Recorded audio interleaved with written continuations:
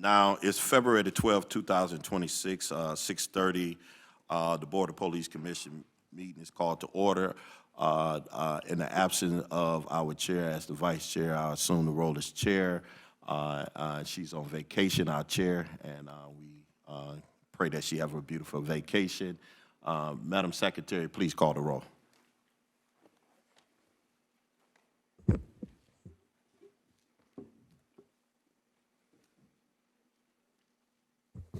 Through the chair, Commissioner DeWalsh, excuse. Vice Chair Woods. Present. Victoria Camille. Commissioner Camille. Present. Commissioner Carter. Commissioner Ivey. Present. Commissioner Jones. Present. Commissioner Morris. Present. Commissioner Watts. Here. Commissioner Williams. Present. 7 present, sir. We have a quorum. I'd like to entertain a motion for the approval of the agenda for February 12, 2026 agenda. So moved, Mr. Support. Chair. Moved by Commissioner Jones and second by Commissioner Watts. Any discussion? All in favor say aye. Anyone? Anyone opposed? The motion is carried. I'd like to entertain a motion for the approval of the closed session minutes for February 5th, 2026. So moved, Mr. Chair. Moved by Commissioner Vice Jones. Chair, and- if I may, invocation. Okay, yeah. Let me finish this then. We go to invocation. Second. Second by Commissioner Watts. Any discussion? All in favor say aye. Aye. Anyone opposed? The motion is carried. I guess we're in the house of the Lord, and so we need some prayer. Who is the chaplain? Pastor Dr. Lewis Forsythe. He is the pastor of the church. Yes, sir. The Honorable Pastor Lewis Forsythe. He's in our good friend, Councilman Scott Benson District, holding it down. Come on, give the councilman a hand. And definitely we're going to acknowledge our councilwoman at large, Mary Waters. Let's give her a hand as well. 2 strong supporters of the BOPC and our efforts. And thank you, Pastor, for your hospitality and having us here. Recording in progress. Have at it. We need your blessings. Bless you. Thank you, Commissioner. And welcome, everyone, to Pleasant Grove Baptist Church, a church that has been very active in this community for over 100 years and have also been partners with the 11th Precinct. And we're very honored to host the meeting on tonight. So thank you again for this privilege. Shall we pray? Oh God, our help in ages past, our hope for years to come, our shelter from the stormy blast, and our eternal home. Under the shadow of thy throne, O God, the saints have dwelt secure. Sufficient is thine arm alone, and our defense is sure. O God, our Heavenly Father, we recognize that you are not only our help in ages past, but you are our hope and help for today. So, dear God, we come this day, this hour, praising you and thanking you for your faithfulness and your love.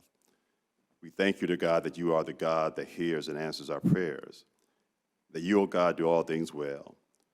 And so, dear God, on this evening, as people of faith and goodwill, we're praying for the women and men who serve as commissioners of the Detroit Board of Police Commissioners, asking that you give them wisdom in their decisions, give them peace even in their disagreements, and give them, O God, the fruit of thy Holy Spirit.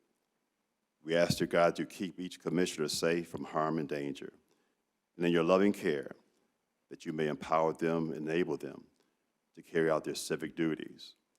May they not get weary in what they do, but may they be encouraged to know that they do all things for those who live in Detroit City, that they are making a difference in the lives of all who live in Detroit. So God, we give you thanks, we give you praise.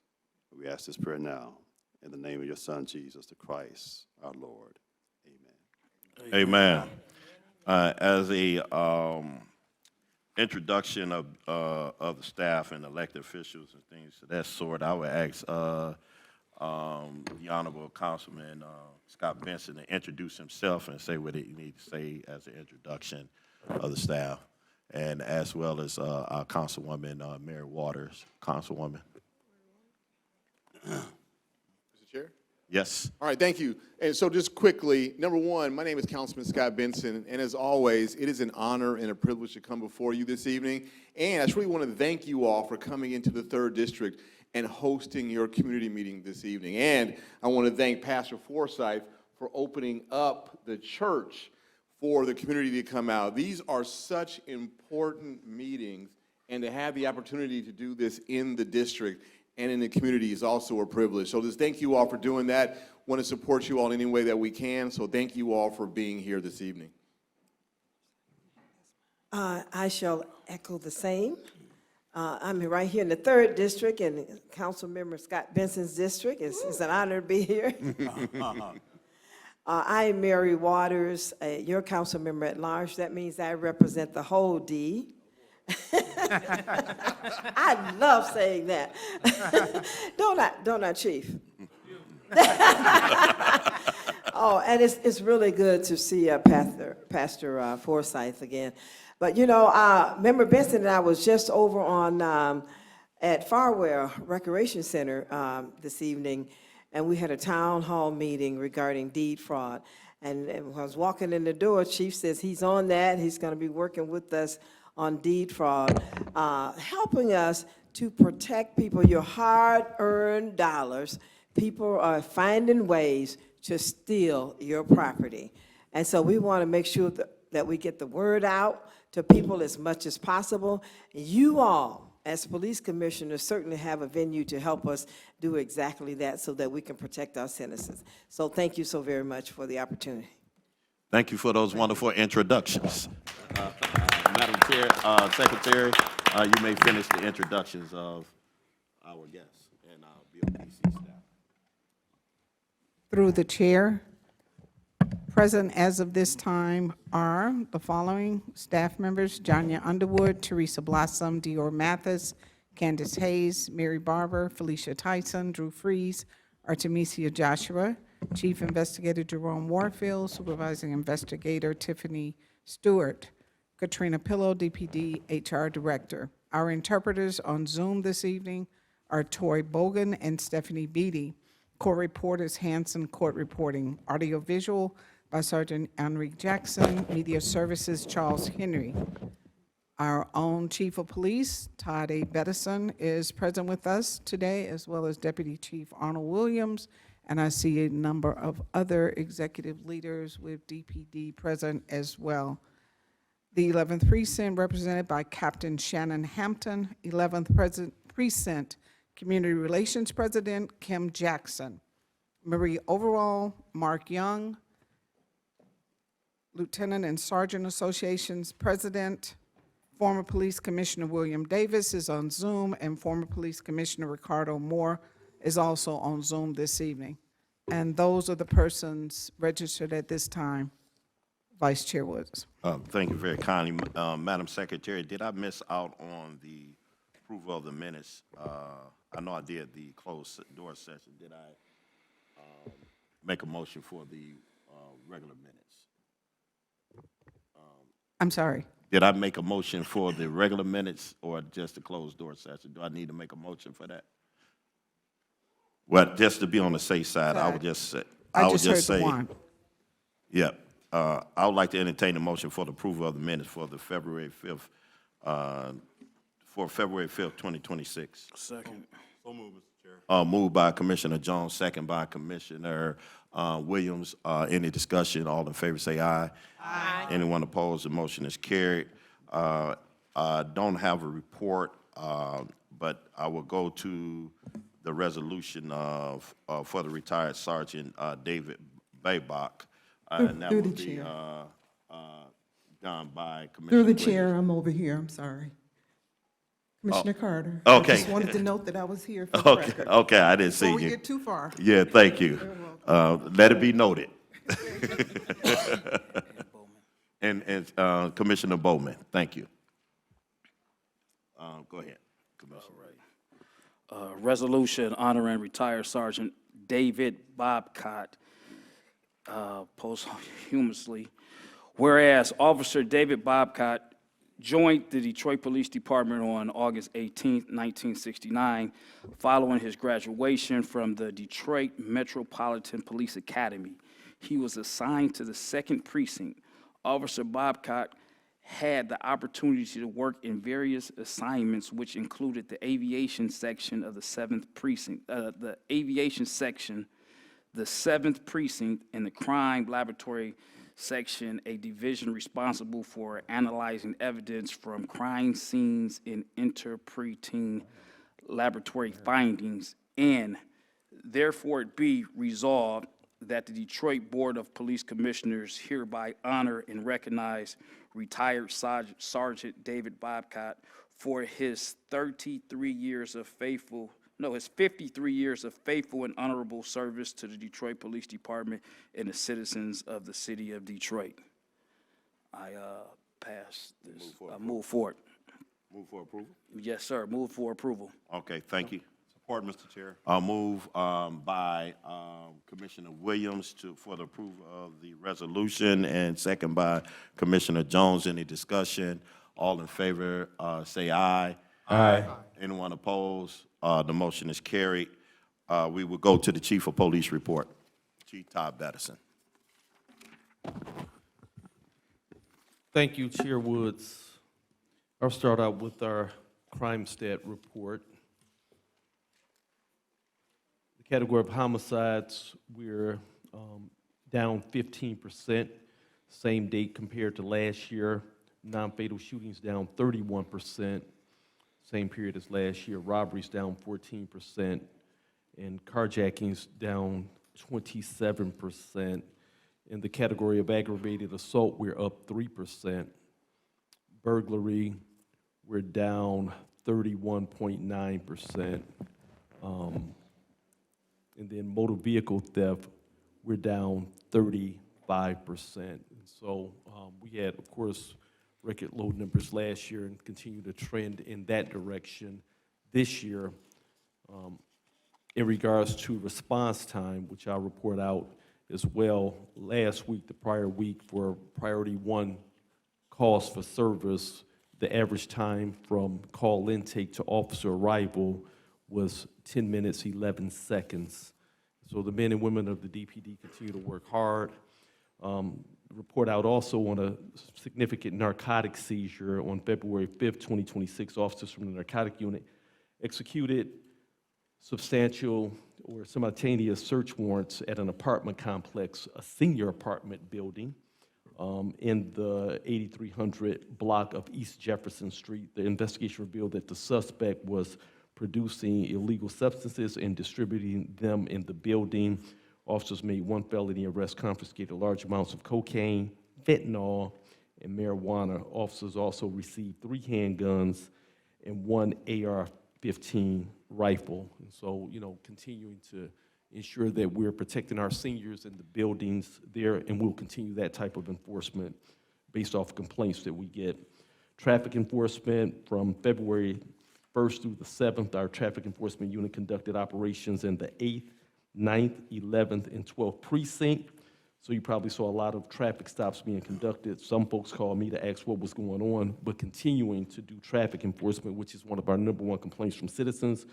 Officers conducted a total of 462 traffic stops and issued a total of 1,011 tickets for moving violations and 201 tickets for speeding. On Monday, February 9th, Assistant Chief Ewing swore in and appointed 16 new police chaplains. I would have to say that the Detroit Police Department has one of the largest chaplain corps, which support our families in need, support our officers, especially during times of crisis. Thank you to our chaplain corps. DPD chaplains have been active for over 50 years. The unit is made up of volunteers who assist officers and Detroit families through spiritual support and prayer. And so congratulations to our newest chaplain corps members. Also, you probably saw on television the scam alert, so just want to constantly warn our community. February 11th, the department shared a recent scam regarding fraudulent texts from the 36th District Court concerning unpaid parking citations. Please do not respond or click on any links or provide any personal information. Instead, delete the message and report it as spam. If you have been scammed or witnessed a scam, you can report it to the Federal Trade Commission as well. And tomorrow, I want to wish everybody here a early happy Valentine's Day. And of course, our neighborhood police officers will have events across the city. I'll have a bit at headquarters, Cupid Bingo with the chief. So I'm inviting seniors out for fun game bingo, and it's going to be in the Skylar Herbert room. Also, you need to, I know when we get to the 11th precinct report, they'll report out on what they're going to be doing for Valentine's Day as well. Then we have a procedural justice and police legitimacy forum, and that's going to be on Saturday, March the 7th. The Detroit Police Department will be hosting that event. Community members are encouraged to come voice their concerns and learn procedures that the police use to accomplish their duties. And the community meeting will be held at SAY Detroit Play Center, which is located at 19320 Van Dyke Avenue. Start time is 9 a.m. And to register, you should contact Sergeant Justin Hearn, 313-900-9377, and I'm pretty sure it'll be on our social media page as well. Now, switching topics really, really quickly to a more serious matter. Last Thursday, I had the opportunity to go before City Council, and I definitely want to thank our Mayor Sheffield, for reappointing me as Chief of Police. And I went through the interview process before the City Council. And then also, thank you again to this board for your unanimous support for me being Chief of Police. One of the questions that came up and has come up frequently is, how does Detroit Police interact, and do we enforce immigration laws? You have heard me state publicly that we do not. That's against our policies, our rules, our procedures. It has been times when you say, well, during traffic stops, if the individual who's been stopped doesn't speak English, what do we do? Do you contact a federal agency such as Border Patrol or others to assist with language translation? That is against our policy as well. Contacting Border Patrol, ICE, or other federal agencies for translation services is strictly prohibited, as it invariably subjects individuals to extreme scrutiny unrelated to any offense. DPD is expected to enforce based on their origins or native language. Such actions on the part of any member of the DPD constitutes an egregious violation of local and department policy. DPD holds contracts with certified translation services that can be contacted 24 hours per day, 7 days per week. There's absolutely no reason to contact federal law enforcement agencies to assist with translation services. I say that because on February 9th, at approximately 3:15 p.m., I had a sergeant of the Detroit Police Department respond to an officer's request for a supervisor for a traffic stop. The officer requested the sergeant to the scene because the subject did not speak English. Ultimately, the sergeant made the decision to contact Border Patrol, which is a violation of our department policy. Border Patrol did arrive. Border Patrol conducted their investigation. Border Patrol determined that the individual was not a U.S. citizen, and as a result, the individual was taken by Border Patrol. So I have suspended that sergeant, and of course, as Chief of Police, I can only suspend with pay. However, I did submit today to the board a request to suspend without pay.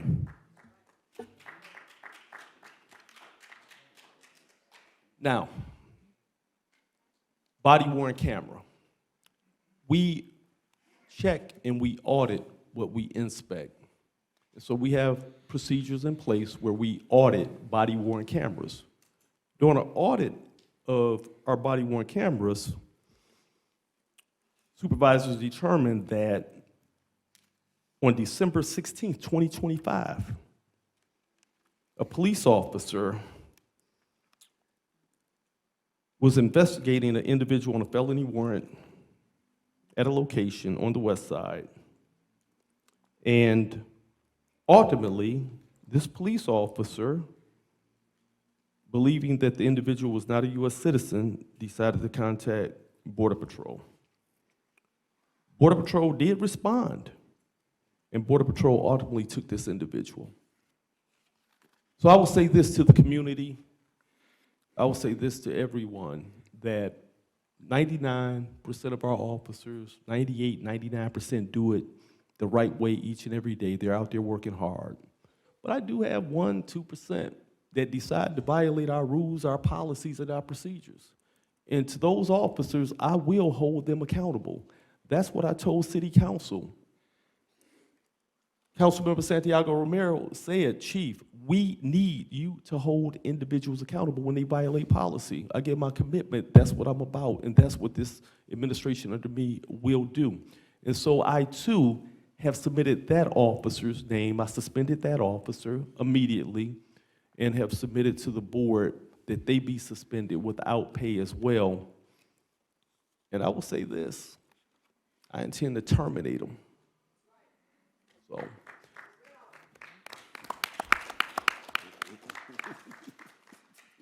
One of the things that I did also, because I wanted to look into it, is to see how frequently the language line services is being utilized. I'm like, I'm paying for it, right? So I wanted to make sure that people are using it.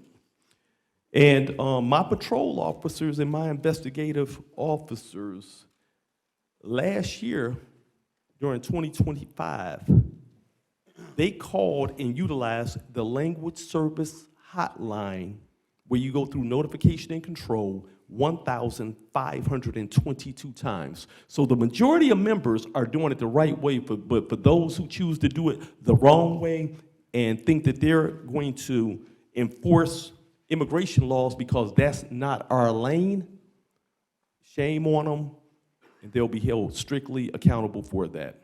Thank you. Well, thank you, Chief. We have received those suspensions without pay, and we plan on taking these up on next week.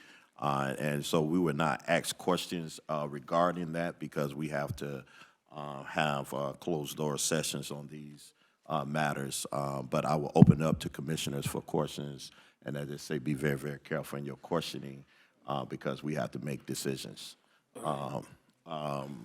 Commissioner Watson, then Commissioner Williams. All right. Thank you, Chief, for your report. And I think you kind of answered the question at the end for one of my questions. And I understand that, you know, right now, out of all of the men and women on your team, right now we currently have a handful that, you know, call Border Patrol. What do you think you're going to do, a refreshers course with some of them, or just let them know the rules? Is any proactive, like a retraining, or maybe just going over? I'm just wondering, is there a plan for that? Through the chair, Commissioner Watts, we have issued teletypes, we have trained, this is not anything new. But being proactive, I actually had a meeting today where I called in all of my commanders. I called in the commanders, the captains, and I stressed to them the necessity to go to roll calls, to let their members know, and to let them know what the penalties will be, how severe it is, that we do not do immigration's enforcement. We do not call federal agencies for translation services. We have translation services that we pay for. So, and right now, on your cell phone, You don't need to. We got AirPods and everything. It can translate for you. So there's no excuse. It will not be tolerated. Thank you for that, because I'm glad to hear you say that, because especially in this time, not just because this is the time of that and what we're dealing with the administration, but any time. And I'm glad to see you're taking that stance, because that should not be tolerated, period. Commissioner Williams? Yeah, I just want to echo some of what Commissioner Watts said, and I'm glad that you actually brought it to the meeting and addressed it publicly so that the citizens can hear that top leadership is acting on it, and no one is above the law when it comes down to that, and that you are seeking no pay, you are seeking termination. I think that helps.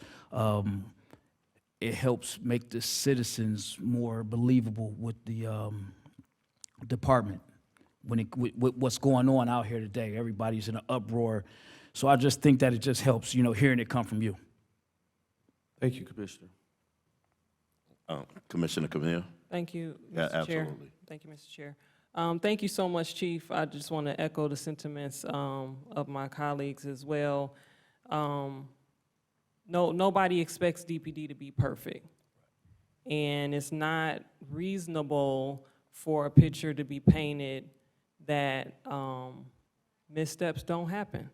And so I really appreciate your transparency and your clarification today, because it's important to bring to the community where mess-ups happen, and that you're taking those very seriously. So thank you for that. I have a question in regards to lien, because I believe you clarified before that if someone is taken into DDC, that ICE can see in the lien system that they're being detained there, and then with the signed judicial warrant, then you would be required to allow ICE to come and take them. Is there anything in lien, like during a traffic stop, that would pop up and draw ICE to a traffic stop, or would lien not reflect that they're having an interaction with DPD that quickly? You follow what I'm asking? I'm not aware of that. It would, but we don't do, and what I would say too, say for example, during a traffic stop, when we ran them, even if it was something in the system that stated that they had an immigration hold, and we saw it as DPD, we still would not detain them from a traffic stop, because we don't do immigration enforcement. In regards to your question, I will circle back around to you so that I'm spot on and correct. I just need to verify and check, but that's an excellent question. But that individual would already be gone if we don't have a criminal offense to arrest for. So it would have to be an offense where they violated one of our local ordinances or state law.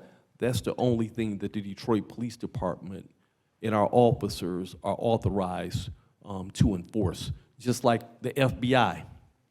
When they're driving throughout the city of Detroit and they see somebody blow a red light, you're not gonna have a federal agent pull you over for a traffic offense.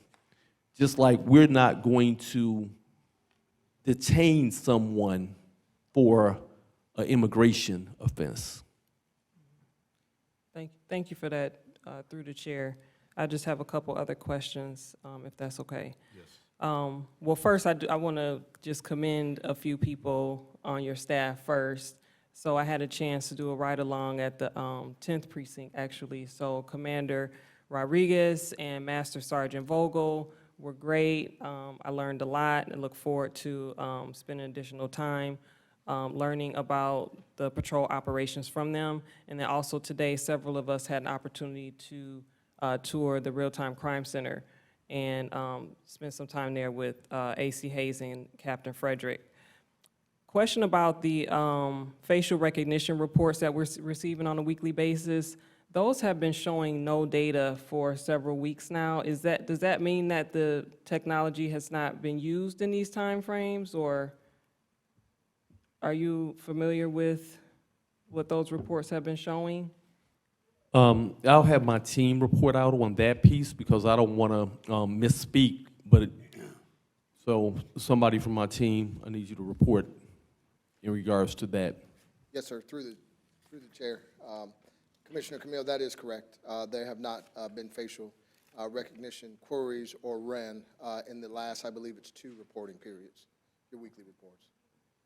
Okay, And through the chair, Commissioner Camille, we often will get requests from citizens to actually use facial recognition and run it, and sometimes they're very angry when we don't do it because our standards are really strenuous. We will only run it for the violent crimes, the Part 1 crimes. And so, say for example, and I'll give you the perfect example where individuals will request it. A home invasion 2.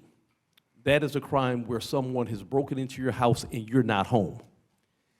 You have cameras throughout your house and you capture their face in your house. And so you don't know who they are.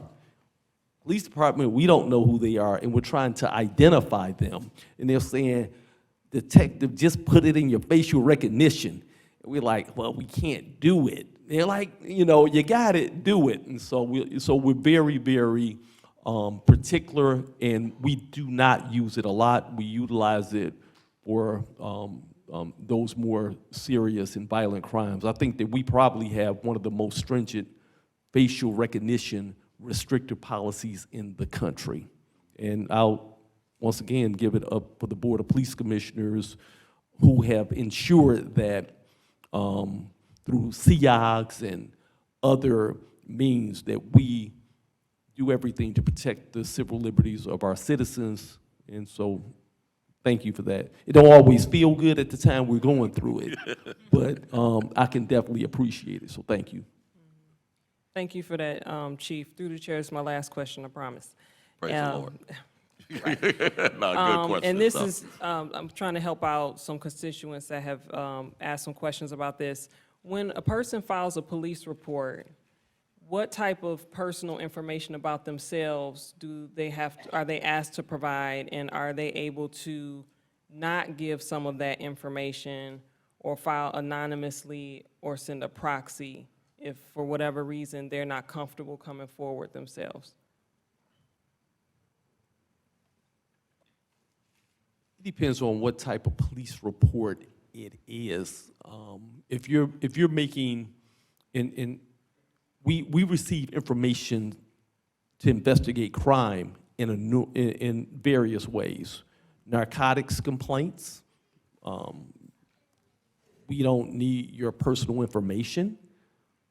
And so that's one form, but if you're talking about a standardized police report where you have been the victim of a crime, then at that particular point, we need your personal information because it'll be assigned to a detective. Ultimately, if a crime we have probable cause that a crime has been committed, then we'll send that over to the prosecutor's office. And if you want to proceed with pressing charges and holding that individual accountable, then the prosecutor is going to need your information because every accuser, ultimately when it goes to court, has the right to face their accuser. And so in those particular situations, if you've been the victim of a crime, then we need all of your information. But if you're just making a crime report and notifying us that crime has taken place, we don't need your information. You can do things like that anonymous. That's why we even have things like 1-800-SPEAK UP, and we have other methods to be able to just take the information and we'll investigate it. Thank you, Chief. Okay, thank you. Any further questions? No further questions. Again, thank you for your leadership. And I just want to acknowledge that the chief, when I was in D.C., he so happened to be there too at the same conference. I didn't know he was coming to kind of end, and he did a phenomenal job as it relates to vapes in the city of Detroit. And him and actually Councilman Benson did a panel, and people all around the country acknowledged that. We did some action with some of our congressional leaders after that, and we was able to get a letter from the Arab American Chamber of Commerce, sent it to all businesses, and we'll make that available, that admonishing their folks not to sell tobacco and vapes to children, which has been a terrible, terrible problem here in the city of Detroit. So thank you for your leadership. It was phenomenal. All the folks really, really was coming to him and the councilman saying that they don't have these policies in their states and their cities, you know, and how do they get them implemented in there? Because he has closed down a number of businesses that sell vapes and tobacco products to children. So again, thank you. Let's go to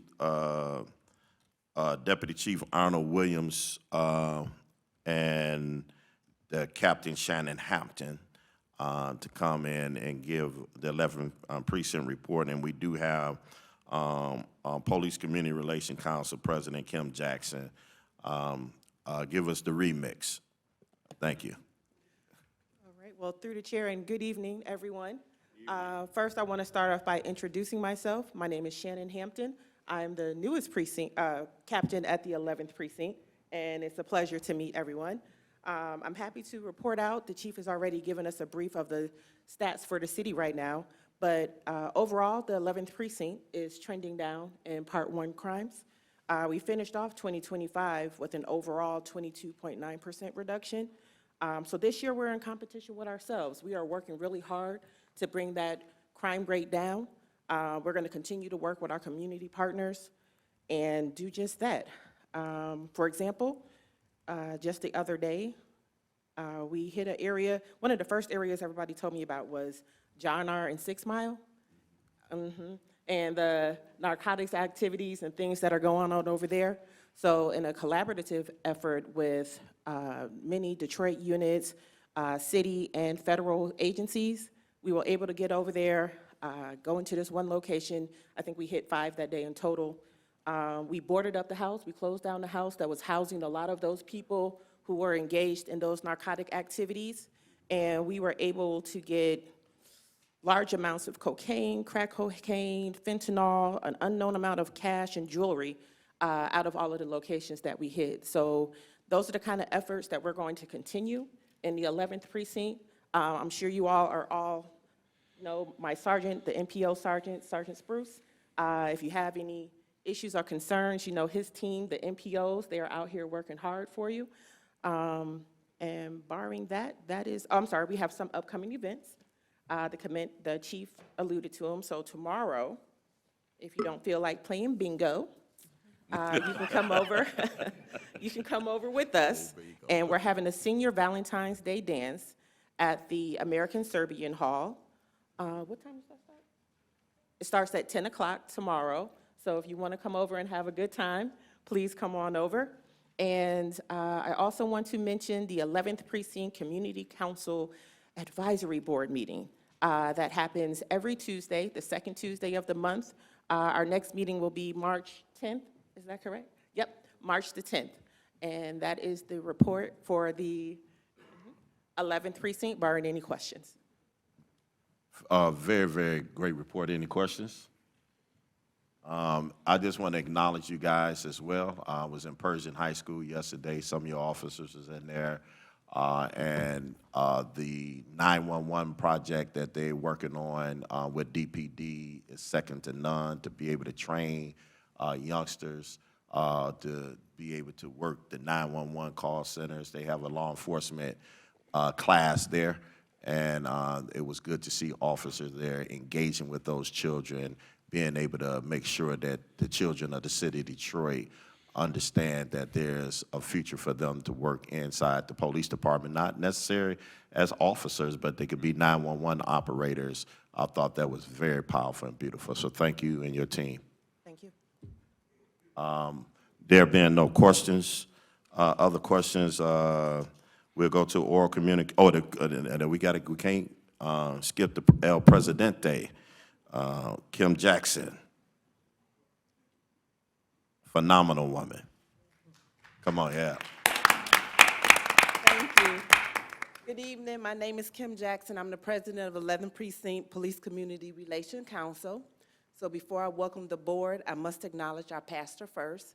So thank you, Pastor Forsythe, for inviting us into your church. And now I can say welcome board, and thank you for coming here to the 11th Precinct. I appreciate that. So first of all, I'm getting ready to brag about my officers at the 11th Precinct, because I know I have the baddest ones in town. I don't care what nobody say. So I want to give my kudos to Sergeant Spruce, to Officer D-Rob, to Officer Williams, to Officer Hill, to Officer Nichols.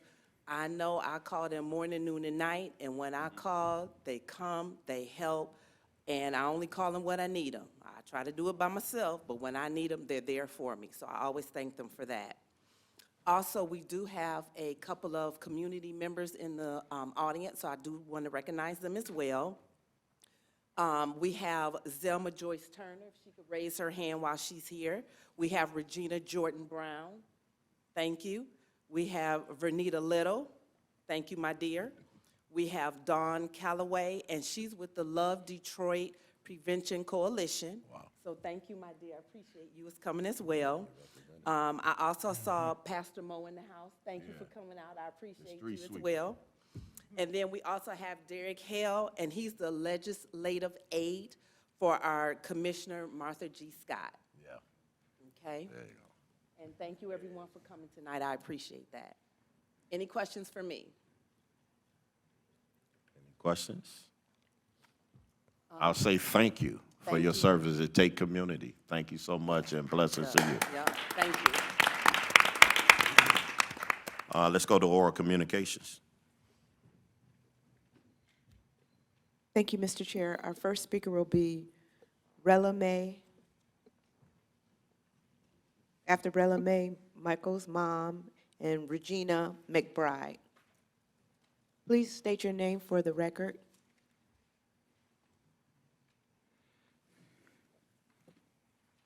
Good evening. My Good name evening. is Rella May. I am Michael's grandmother. I sat here and I listened to the chief speak about accountability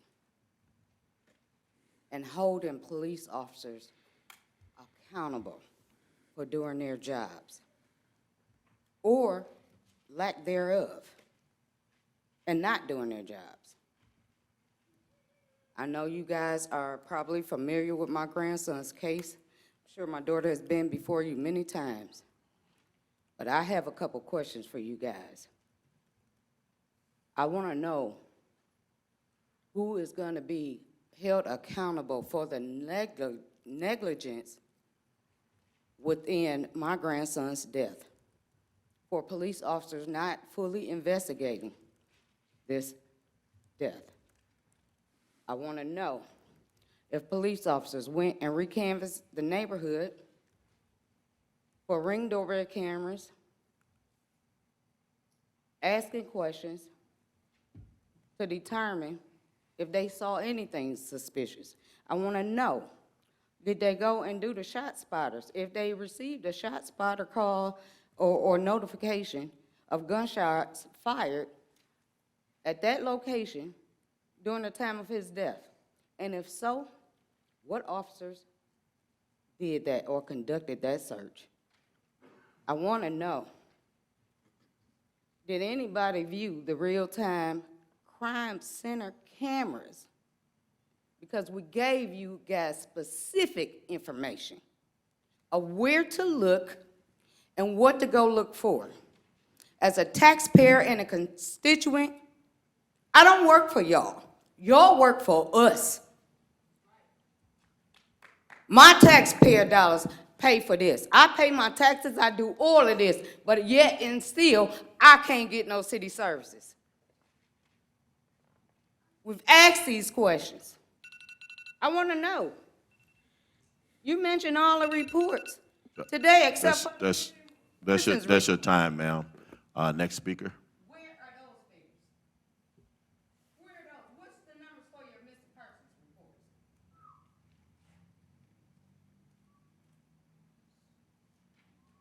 Through the chair, it's on our city website. Our missing report numbers are there, posted. It's public. It's It's on our public. website. It's public. You can go right there and see it.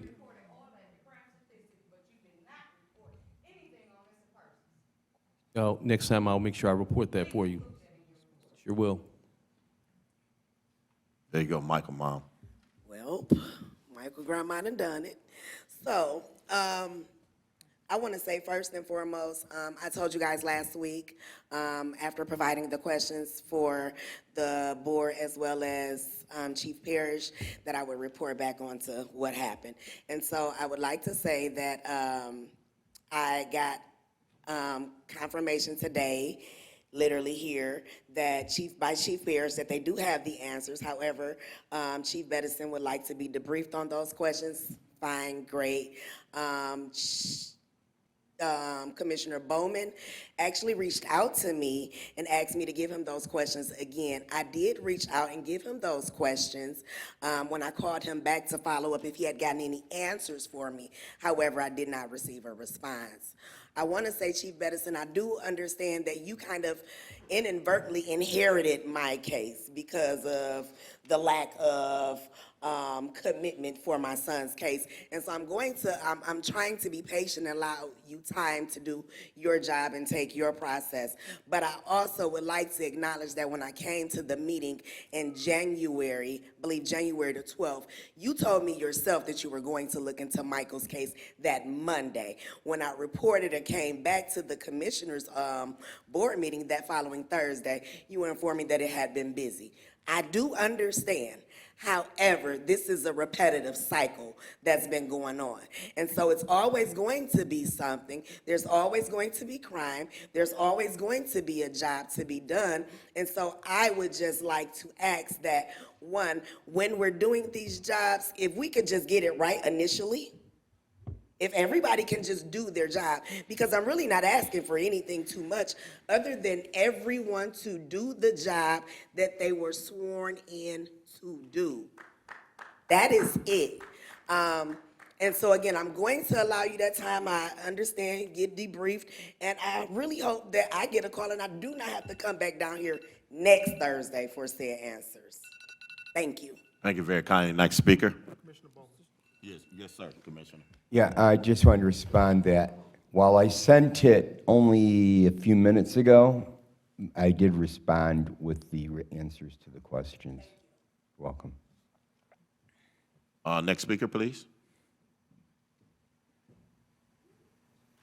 I think she just has need a little time. She's moving. Okay, it's all good. Did you alert the next speaker who would be after her? Minister Eric Blunt. Okay. Hi, my name is Regina McBride. I'm here for my son, Jamez McBride. He was in that accident June 13, 2021. That was during COVID time. He was in a motorcycle accident. I got a call from the hospital to come down. Never did see a police officer or anything. Didn't get a response from them. I went down 3 days later to get a police report from them, and I got the response that he needs to come. He's in ICU, don't know if he's gonna live or die. And we're still waiting, haven't heard anything. Just wanna know the proper procedure, how to get answers for me and him, so my son can be at ease. He doesn't have any faith in the police department at all. I'm losing my hope too, also, because I got the runaround. I got the answer that it's on the desk of the prosecutor. Supposed to look into it. I just need to know the directions to go to find out how to get information so that I can be at rest and my son can be at rest for what happened to him. Through the chair. I'm sleepy, y'all. And Chief. through the chair, when you say if you were told that it's on the desk of the prosecutor, that means an investigation was done. That means we've submitted a warrant request for it to be over there, and that the prosecutor is making a determination as to what will occur next. And so I'm going to ask for Deputy Chief Williams to get some more of your information now so that we can follow up with you, and we'll make a phone call over to the prosecutor's office so that you can get an update on status update to the best of the ability. Now, I can't make the prosecutor do anything because I'm not her boss. Right, I But understand that. I will get you an update, and that's the best I can do with that Where one. we need to go to, what's the next step, because it's been a long time, and I haven't got no response. Getting to run around, this person, that person, won't nobody look into it. It's kind of frustrating when you can't get nobody to look into it. Yes, ma'am. So I would like to know. That's it. Thank you Deputy very Chief much. Williams is in the back waiting for you. Next speaker.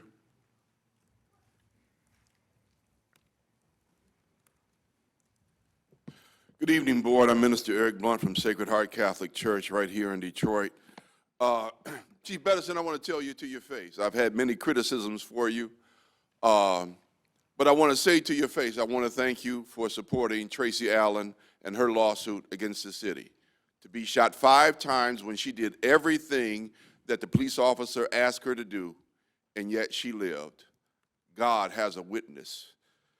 But let's be fully transparent. When you talk about suspending officers with or without pay, how many times does that really happen? How many times do officers actually serve their full suspension? And without pay, for how long?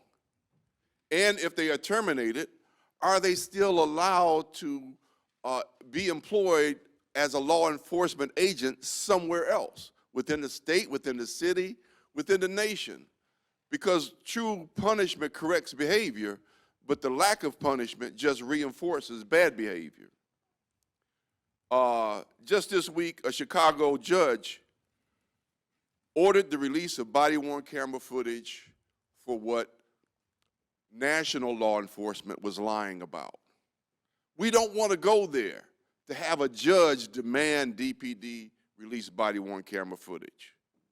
So again, we ask, we beg, we demand that body-worn camera footage be released within at least 7 days so that we will know what's really happening and it cannot be tampered with.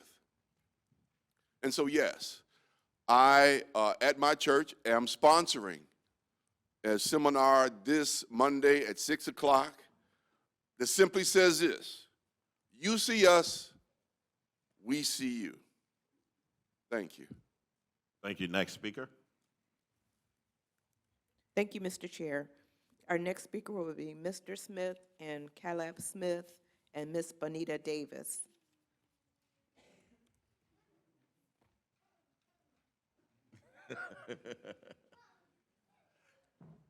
Good afternoon, Janante Smith for the record. Do not worry, he's gonna be just like me. And I got 2 of them, it ain't just one. I'm gonna use 4 minutes. So my son, I'm using his time as well. So parliamentarian, you're gonna have to kill me, but I'm using 4 minutes. You cannot stop me.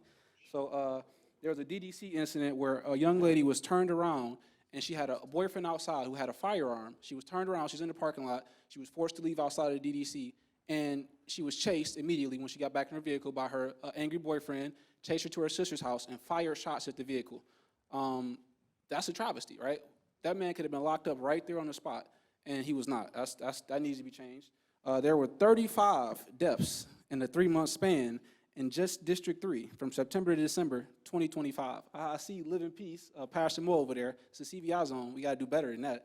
That's a $750,000, which I hope y'all get. That's a lot of money through the chair, as y'all like to say, through the chair. That's a lot of money to get.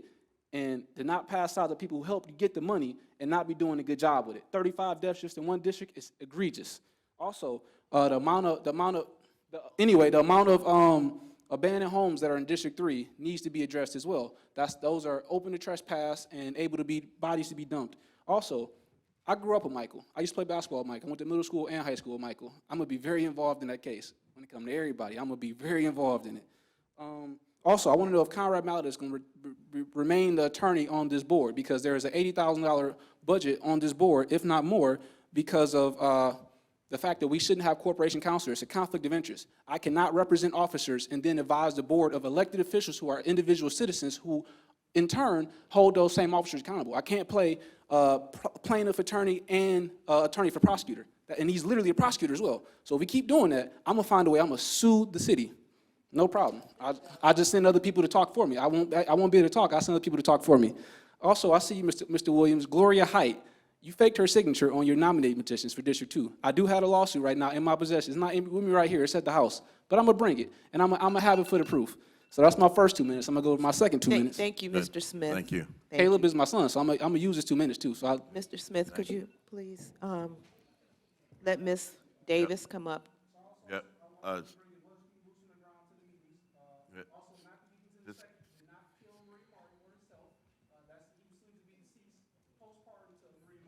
Can you just yield it, brother?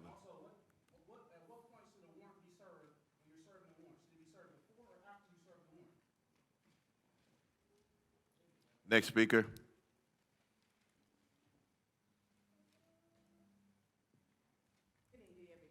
Ms. Bonita.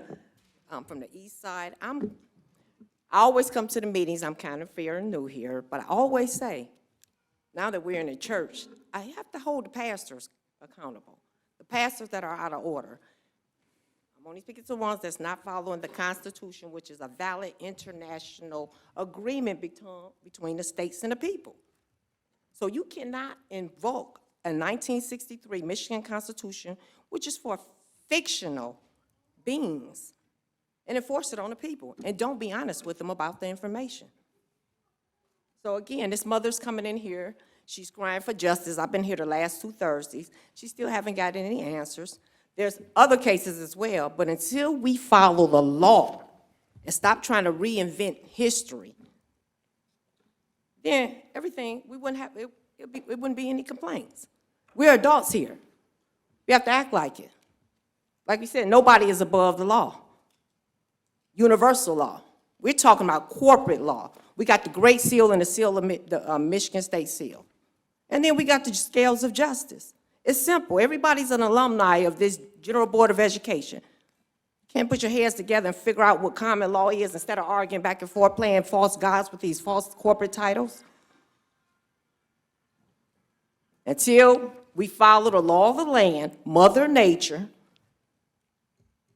you're always going to have men fighting, playing the role of God. Now that's law. Next speaker. Thank you, Mr. Chair. Our next 3 speakers will be J.G. Love, Terry Jones, and Pastor Mo. Then we'll go into Zoom.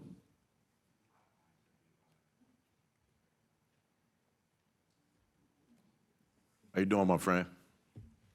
Good evening to the chair and the Honorable Board of Police Commissioners, the Chief of Police, Todd Bettison, his officers, and those members of this great church for having us here tonight.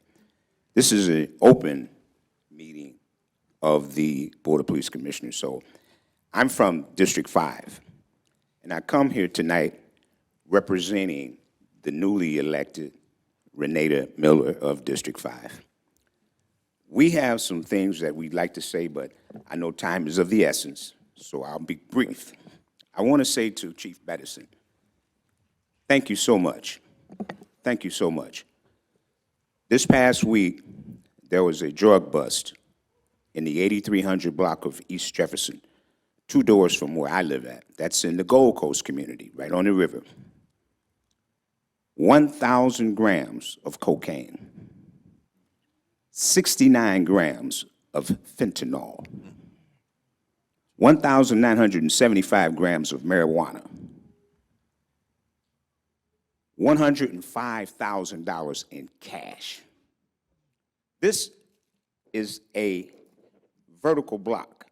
I call high-rises vertical block for a reason. And that reason is every single floor has 20, some up to 25 units on a floor. Tell me that's not a block if it's 15 floors. That's a block. This was one individual with this kind of narcotics. He was supplying that particular building, not all up and down Jefferson, just that building. And the complaints were everywhere. Your narcotics team did an outstanding job, Chief, an outstanding job. And we want to thank you for that. Council Member Miller is committed to unprecedented collaboration with your department, and you will see that. Thank you so much. Thank you very kindly. Next speaker.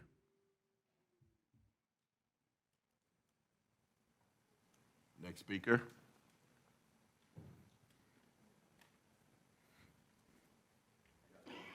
How you doing?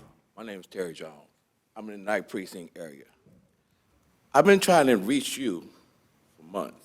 Nobody will give me your number. The Ninth Precinct came to my house at my house been defrauded. I had Lieutenant Curtis pull his gun out on me inside of my house. I have officers at the Ninth Precinct talk to me like I was scum. I had Lieutenant Curtis try to lock me up in the Ninth Precinct. I would like him suspended without pay.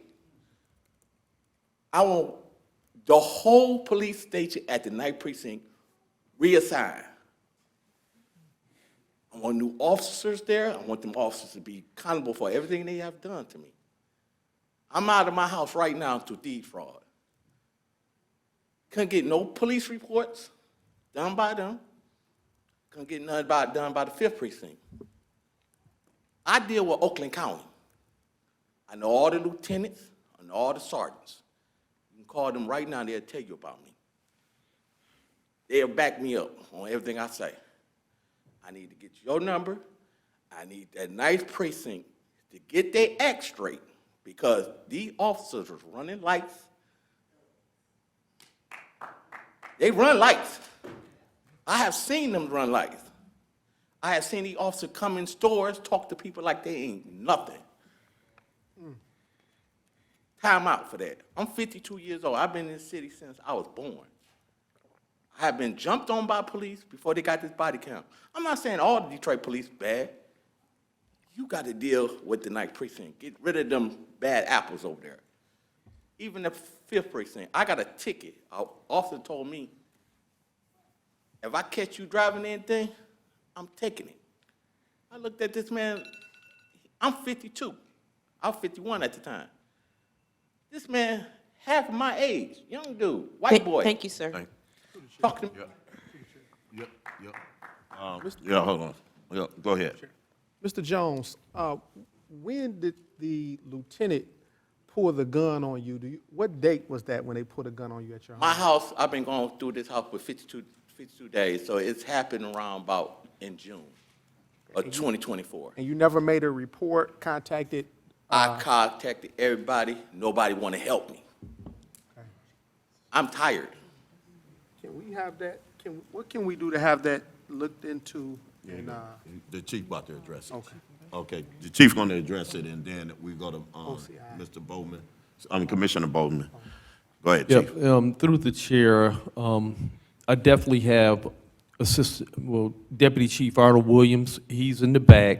He's over the entire east side. So that's every precinct on the east side. So that's number 9, number 5, number 3. He's standing there, and so you can definitely give him your information. And then also, you have the Office of the Chief Investigator, who's police oversight. And so I know Mr. Chief Investigator Warfield is going to ensure that somebody takes the she's citizen back there as complaint as well. And so she's standing there with her computer right there to be able to take your complaint. And so we will look into it, and we'll be able to take it from there. Okay, because like I said, they don't want to do no reports there. I've seen this. I deal with Oakland County Sheriff Department. You about to get a report right now. Okay. And then the Deputy Chief, can you report out back to the board as soon as expeditiously in terms of when you look at everything and report back to the board via email in terms of your findings on this, and then we can have I investigated, take your complaint as well. So thank you. God bless. Next speaker, I think, is Pastor Mo. Yes, sir.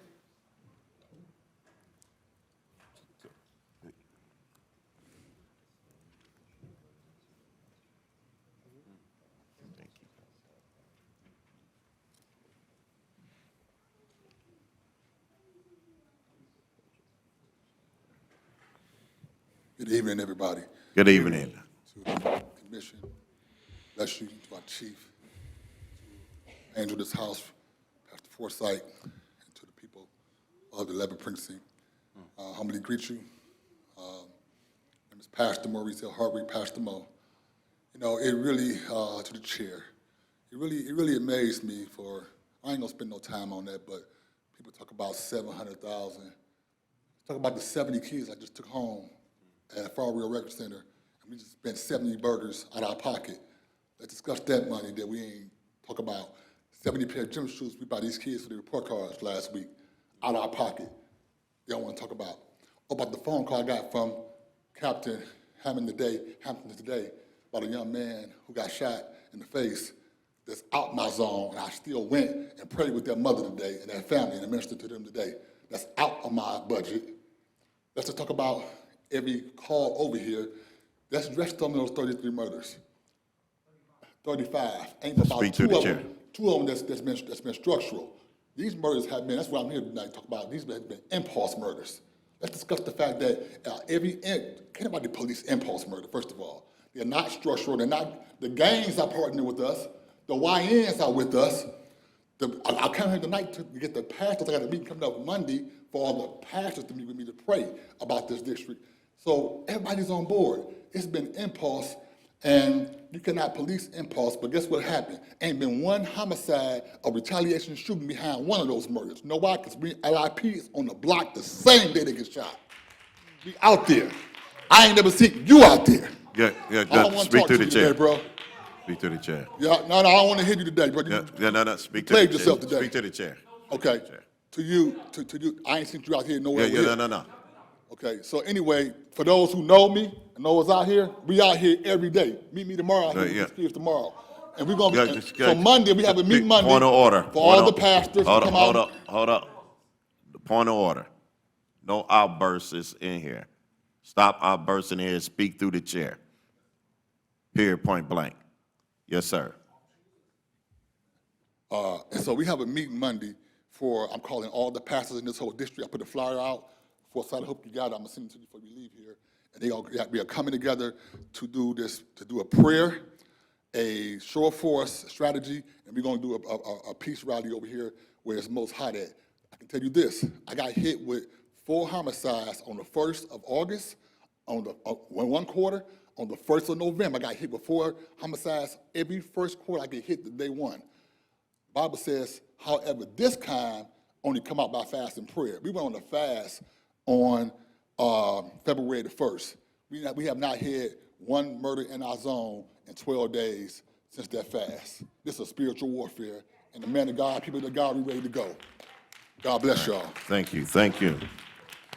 And I do want to recognize the great work that Pastor Mo has done in this community. I have been in this community with them, with families crying, paying for funerals, wrapping our arms around folks. I'm not a CVI holder here in this city in no shape, form, or fashion, but because of his leadership and others in this community that's saving the lives of a lot of our young people, we must continue to lift that up and be a part of the solution and not part of the problem. So thank you, Pastor Mo, for your leadership. Yeah, it's all good. Any next speaker? Next speaker is Mr. Rue, then we'll go into Zoom.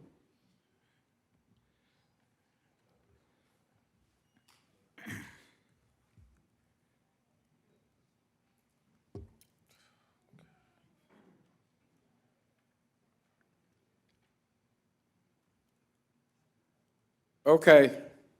Nene, is going to be in Detroit on the 20th, the 21st, and the 22nd. That tag is still on her mama. That false, bogus tag of suicide. Kenesha Coleman did not shoot herself. Now I'm saying that in front of everybody in here. The chief is here, assistant chief, deputy chief, now the 11th precinct, and put an arrest warrant request in for me for smacking a crackhead across the neck with the back of the meat cleaver on my porch after he threatened to kill me. I sent them the video, and they put a warrant request in with me at the Wayne County Prosecutor's Office that was denied. That's Lieutenant Paul Ramsey, Sergeant Greg Eve Rose, and it's Detective Peyton. Now I'm sick of this stuff. I ain't broke no laws, or committed no crime in a long time. And I am who I am. So now I'm getting ready to turn the whole city. I already turned the city upside down. Now I'm going to make it shake because I can do it. And y'all get ready to see it. Janice Winfrey been cheating in elections for 15 years, but I could only prove since 2020. 2020, 2021, 2022, and 2024. The presidential primary, and I gave the information to number 47, President Donald Trump, and I am the 93rd precinct Republican delegate for the state of Michigan, and my Republican peers nominated me and voted me in to be on the executive Republican committee for the state of Michigan. And we're going to have a meeting coming up, and I'm about to blow the lid off all this corruption here in Detroit, Wayne County, and the state of Michigan. And that's my word. Next speaker. Thank you, Mr. Chair. Our next speaker will be former Commissioner William Davis, and then after that, it'll be Ms. Tara Brown.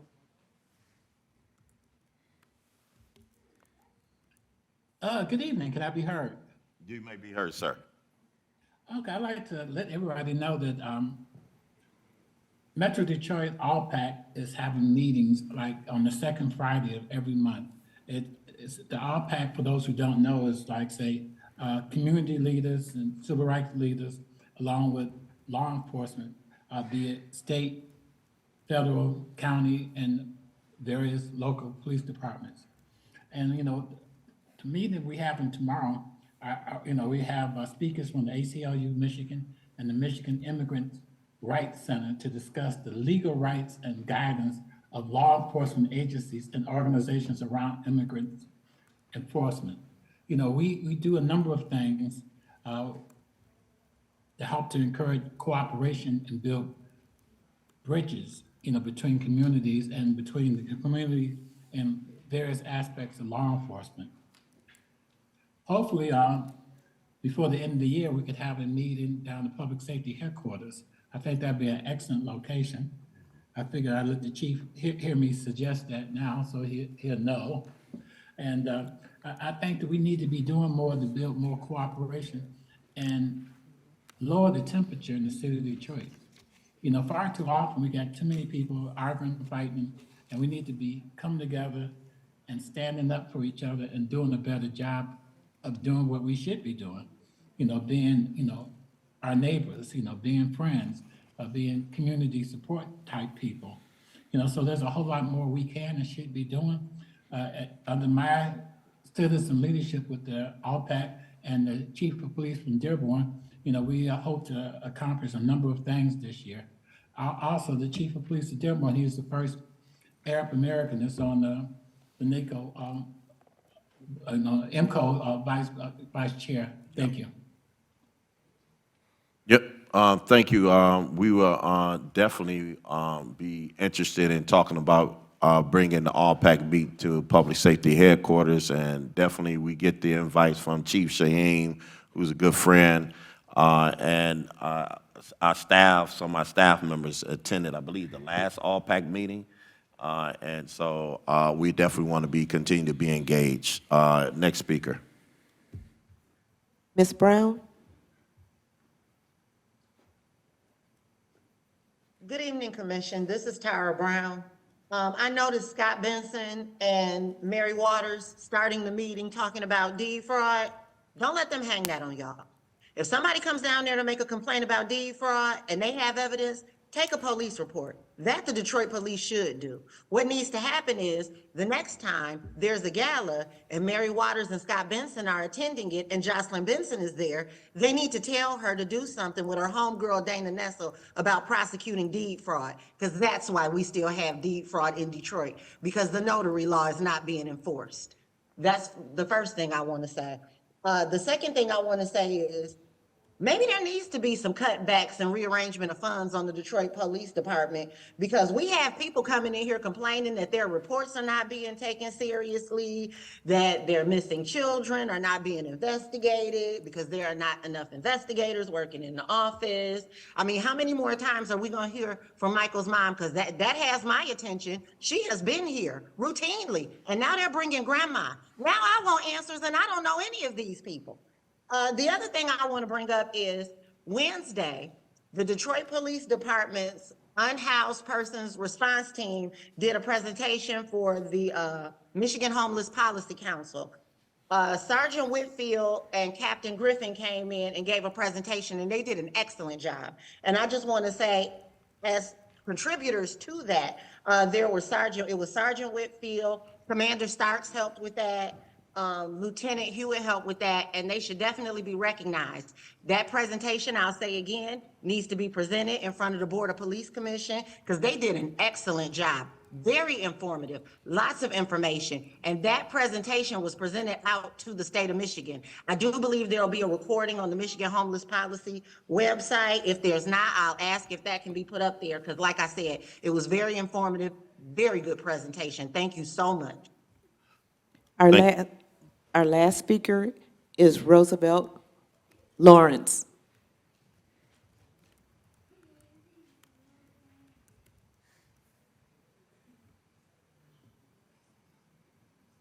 Next speaker. Yes, good afternoon. Thank you for this opportunity. If you can hear me, my name is Roosevelt Lawrence, and resident of the city of Detroit, retired law enforcement from Detroit after 31 years of service, and currently a Detroit police chaplain where I volunteer as a police chaplain in the 11th precinct. Just want to be able to say good evening. Haven't had an opportunity to sit in on police commission meetings in a while, but I will make it my point to do so moving forward. Good evening, Chief Bedison, and to your executive team there at number 11, especially the neighborhood police officers group. They do an excellent job with the officers at number 11 and in the community.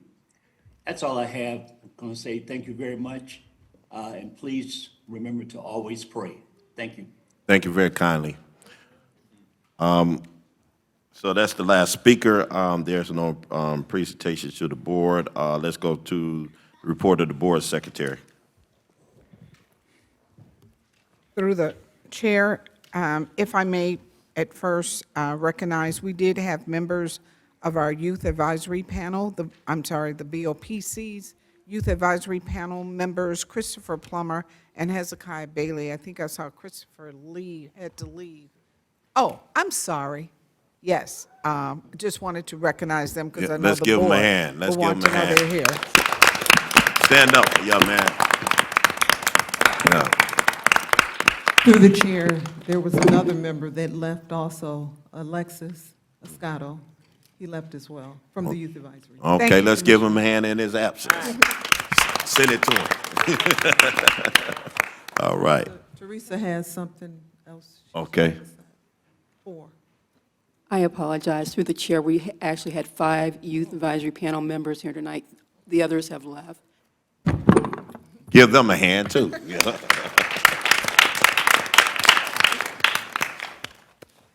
And this through the chair, I mean, I keep on saying through the chair.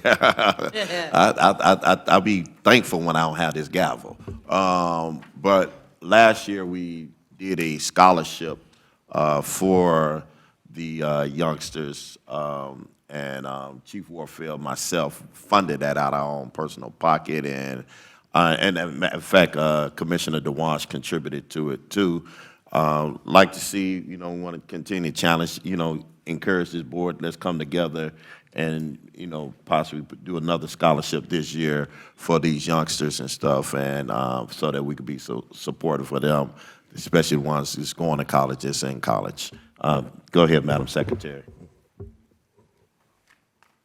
Commissioners, under tab 6, you will find the reports as listed. The weekly reports, together with the committee assignments, are also a hard copy to follow up the electronic message that was sent earlier this week. Also, the other items are incoming communications that will come up for action at subsequent meetings. The announcements for today are as follows. The next board meeting will be next Thursday, February 19th, 3 p.m. at Detroit Public Safety Headquarters. For March, the community meeting will be Thursday, March 12th, 6:30 p.m., and we will be in the 10th precinct, which will be at Helen Moore Community Center, located at 11825 Dexter Avenue. And that's the report for this evening, sir. Thank you very kindly. Let's go to any unfinished business. We don't have any on the Through the agenda, chair. and then. Through the chair. Yes. I have 2 items to follow up on unfinished Okay. business. So there's a lawsuit report that the Corporation Counsel was putting together for the board.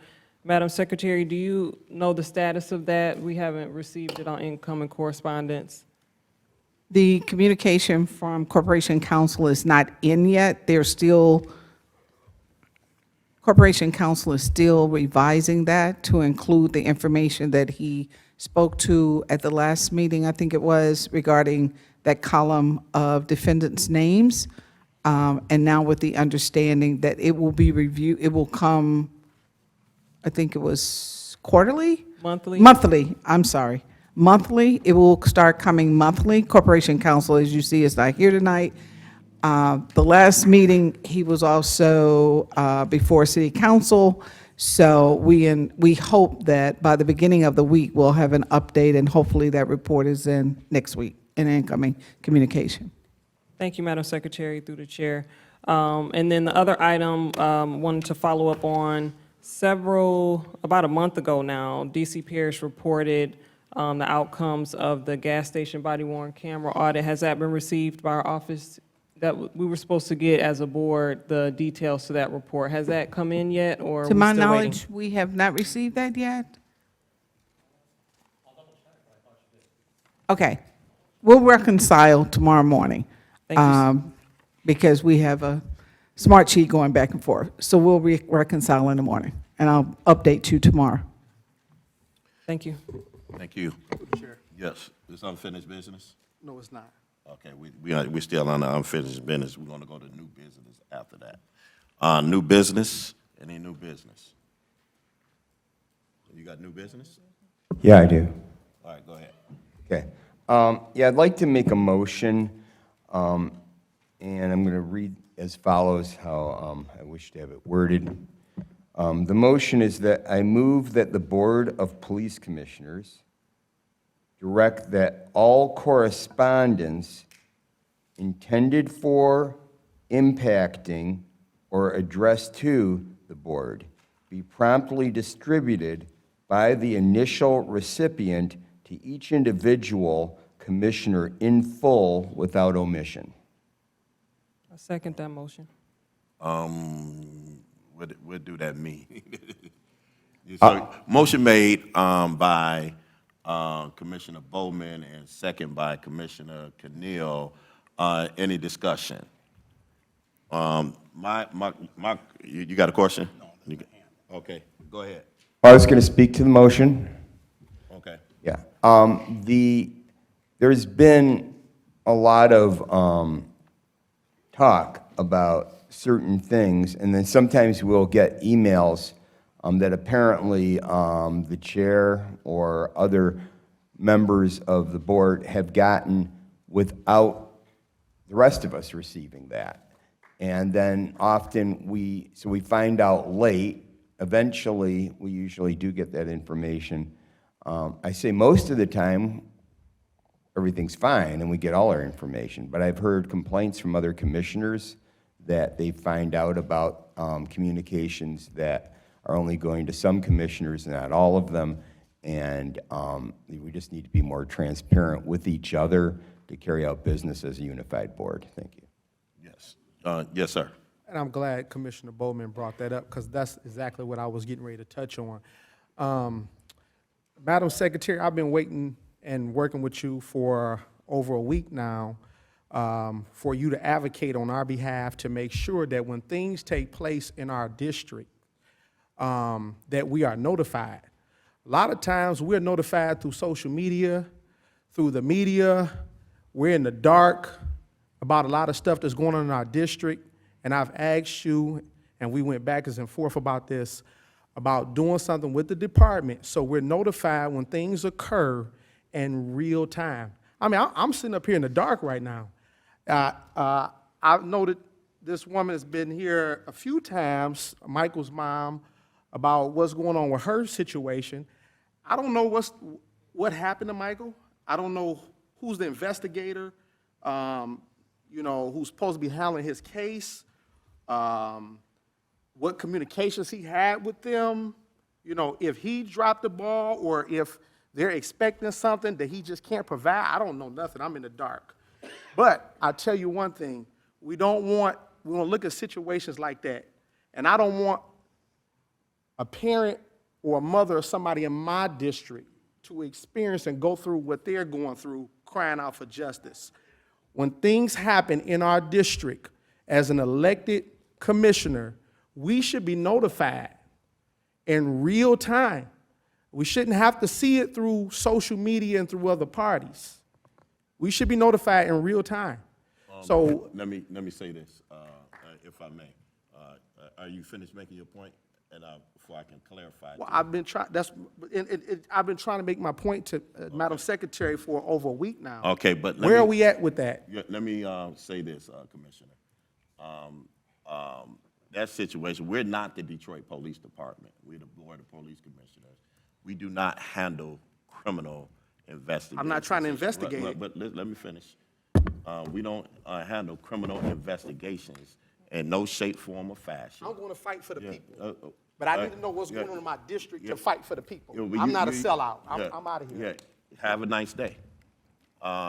We do not investigate criminal cases in no shape, form, or fashion.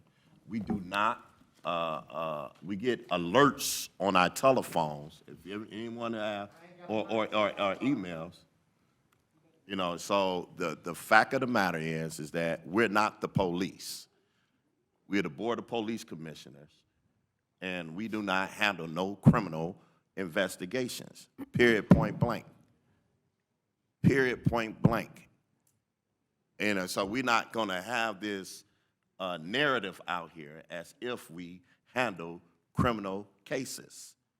That is absolutely wrong and false. We need to read the charter of the city of Detroit, and we need to be able to understand the roles and the responsibility of a police commissioner.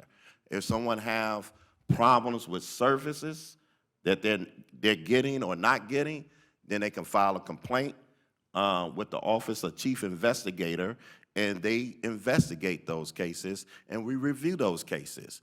When in times when we can make some interventions and make calls and try to bridge the gap between the community and the department, then we do that.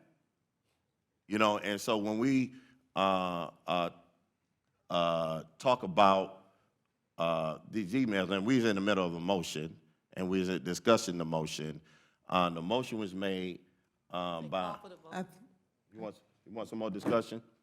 I do have something to say through the chair. I just want to say that it's unfair to put all of that on the board secretary. Absolutely. I think that she has a big job, a huge job, trying to satisfy 11 personalities, as well as put together a weekly meeting with the limited staff that she has. We're not city council. We don't have a bunch of staff members. Each of us don't have staff members to put all that kind of Excuse me, stuff you out of together. order? Excuse me, you out of order. Please do not use obscenities in this meeting. Do not use obscenities in these meetings, and quit running around in these meetings. This is the Board of Police Commission. You have it, and you got to have discipline here. This is a public meeting, and everyone trying to hear, and you continue to be disruptive in these meetings, sir. You are. I feel threatened by you when you saying what you're saying. That okay? Thank you. I feel threatened. Yeah. Go ahead. I'm sorry. I just wanted to say that. Put that on the record. Thank you, sir.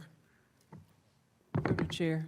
Yes. I know, Mr. Chair, that you mentioned that we're getting notifications on our phones. I just want to make sure, because perhaps you're not aware, the new commissioners haven't been getting those yet. I do believe there were some conversations today that is remedying that. And we're being updated on some additional devices. So hopefully we will get those real-time notifications starting either this evening or tomorrow. And we'll be certain to follow up if that does not happen. But if the existing commissioners were getting it, the new commissioners have not been getting it. Yes, we be getting notification for notification and control. And if that need to be remedied, then it'd be remedied. I think the board secretary want to speak to that. If I may, I have been in consultation with Chief of Out of order, Staff. sir. I have been in communication with Chief of Staff, together with DC Hayes, and we're working feverishly to get this done. We will be calling each board member again tomorrow to make certain the numbers that are given to DPD leadership to receive those notifications. As far as the communications that come to the BOPC inbox, the process has been that those communications are forwarded to the board member or board members that are specifically addressed on those communications, at which time any commissioner or commissioners choose to have that forwarded on to other commissioners, staff has done so. And as you know, if the board decides differently and directs us to do differently, we will so follow. Through the chair, additional discussion. Since it seems like we're going back to the discussion about the motion that's on the table.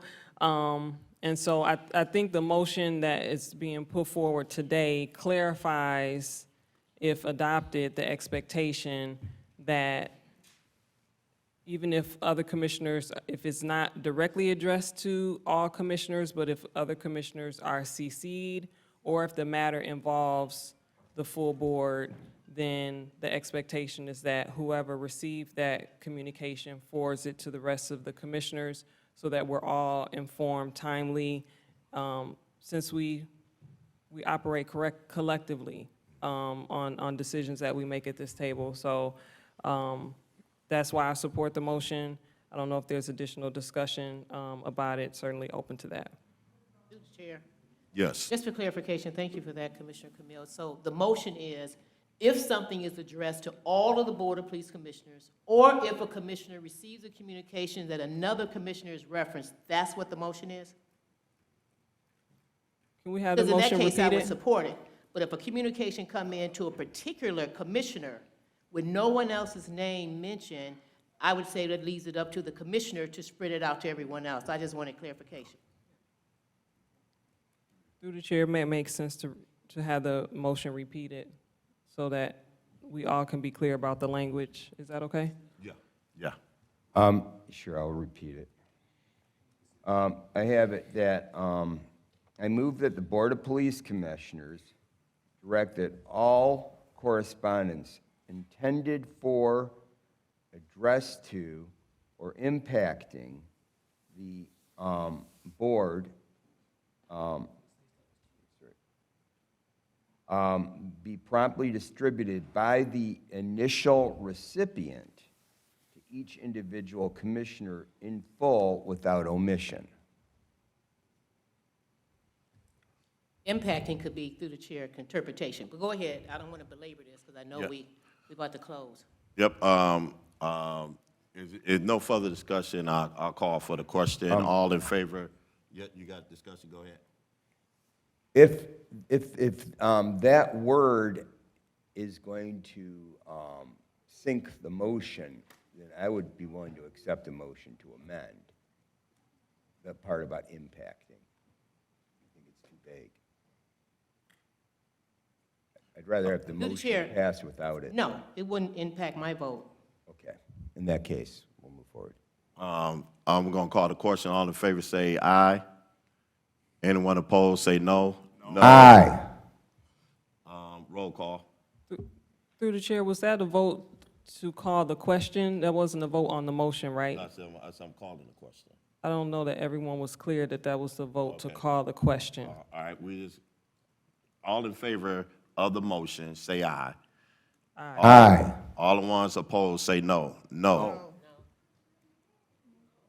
The noes have it. You want What is the pleasure of the board? move for adjournment, sir. A motion to adjourn by Commissioner Carter. Anyone second it? Support. Supported by Commissioner Jones. Any discussion? All in favor, say aye. Aye. Anyone opposed? The motion is carried. This meeting is adjourned.